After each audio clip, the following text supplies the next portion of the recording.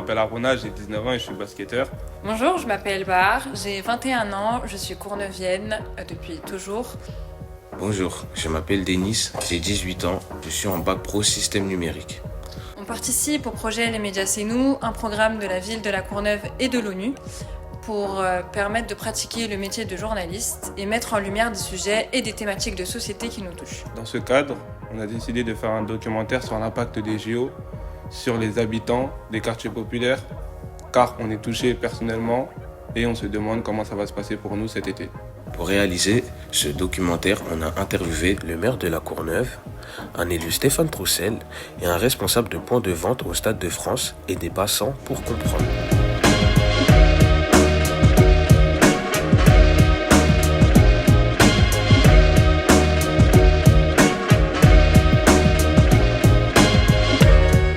Ça a montré le pays un peu, qu'ils sont capables d'organiser des trucs. Je trouve que c'est super bien, surtout que ça fait 100 ans que les Jeux Olympiques ils ont été organisés à Paris en 1924. Donc je me dis c'est pour les centenaires, donc faut en profiter, c'est une occasion incroyable. Bon, c'est une bonne chose, on voit que ça se passe ici. Je crois que c'est bien parce que ça va amener plein de touristes et faire pas mal de visibilité. Je crois aussi que sur le plan environnemental c'est pas terrible. Que penses-tu de l'arrivée des Jeux Olympiques ? Personnellement, je pense que c'est une bonne chose dans le sens où ça va permettre, de ce que je sais en tout cas au Stade de France, de donner du travail à des personnes et qui pourront rester ensuite par la suite parce que certes, on va avoir besoin de monde pendant les JO, mais ces gens-là peuvent rester et pourront travailler en fait sur tous les événements à suivre. Donc en tant que tel, je pense que c'est une bonne idée de ce point de vue.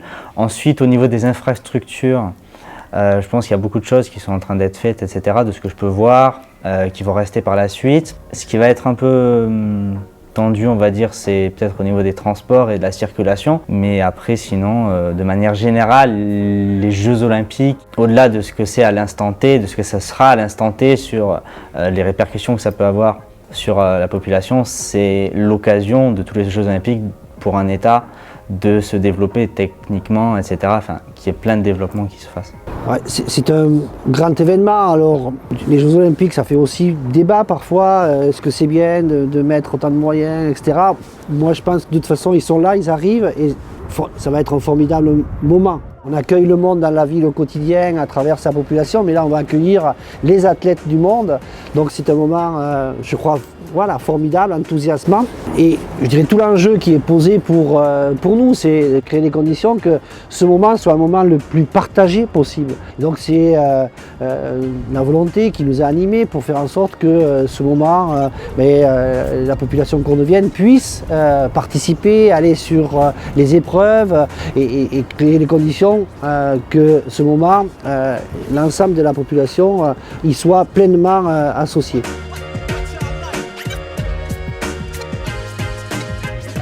Je pense que clairement à Paris ça va être compliqué on va dire dans les transports en commun, tout ça, il va y avoir du monde de partout.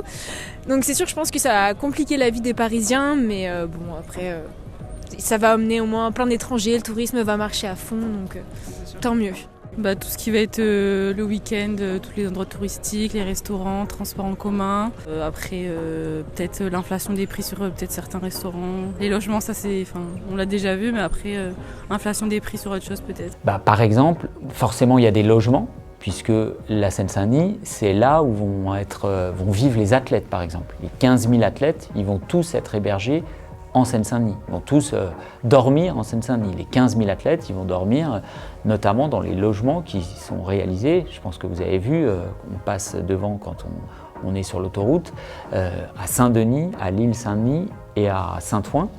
Donc tout ce nouveau quartier là qui est en train de réaliser, c'est là où pendant les Jeux, les athlètes vont vivre pendant 15 jours. Mais tous ces logements-là, au lendemain des Jeux, ça va être des habitants comme vous et moi qui vont pouvoir les habiter, soit parce qu'ils ont décidé d'acheter leur logement, soit parce qu'il y a la possibilité de les louer, soit parce que ça va être transformé en résidence étudiant, en résidence personnes âgées. Ça c'est pour les logements. Les équipements sportifs, la piscine olympique, je ne sais pas si vous voyez la piscine olympique qui est en train d'être construite en face du Stade de France, au lendemain des Jeux, elle ne va pas disparaître. Elle va servir pour les clubs sportifs, pour les habitants, pour les scolaires, pour tous les habitants à la fois de Saint-Denis et des villes environnantes, dont la Courneuve. Par exemple, Londres, l'édition des Jeux de Londres en 2012, Finalement, ça ressemble un petit peu à la situation de Paris. On parlait des Jeux de Londres, mais en fait, les Jeux de Londres, c'était beaucoup les Jeux d'un quartier au nord-est de Londres, Stratford, qui avait un peu les mêmes caractéristiques que la Seine-Saint-Denis. Un département très jeune, un département avec une grande diversité de population et un département avec aussi des difficultés économiques et sociales.